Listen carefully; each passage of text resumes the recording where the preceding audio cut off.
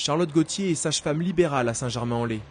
Comme ses confrères de l'hôpital du Chesnay à Versailles, elle participe au mouvement de grève lancé le 16 octobre et réclame plus de considération pour sa profession. Aujourd'hui aussi qualifiée qu'un gynécologue ou un obstétricien pour accompagner une femme durant sa grossesse, elle constate néanmoins que ses patientes ne se dirigent pas en premier lieu vers les sages-femmes. Une tendance qui traduit notamment un manque d'information. On n'est pas très connu en fait des patientes.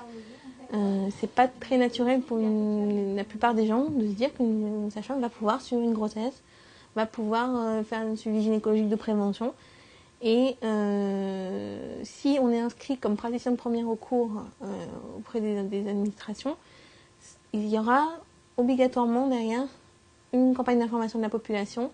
Pour Sébastien et Julie, qui viennent aujourd'hui se renseigner auprès de la sage-femme pour l'arrivée de leur premier enfant, c'est le médecin traitant qui a joué le rôle d'intermédiaire.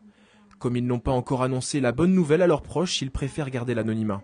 Nous venons d'apprendre ma grossesse. Nous sommes allés voir le médecin pour la prise de sang. Il nous a expliqué que nous pouvons très bien nous faire suivre par une sage-femme. On sait que les sages-femmes sont tout à fait capables d'assurer les suivis de grossesse, aussi bien qu'un gynécologue ou un obstétricien. Il n'y a pas de raison pour nous qu'on n'envisage pas cette possibilité. Préférer une sage-femme peut être aussi un choix économique. Pour l'instant, les consultations sont moins chères que chez les spécialistes. De plus, elles apportent leur aide physiologique aux patientes pour les techniques d'accouchement très traumatisants pour le corps de la femme. Des traumatismes qui, après la naissance de bébé, peuvent très vite engendrer des frais de rééducation importants pour la mère et pour la sécurité sociale.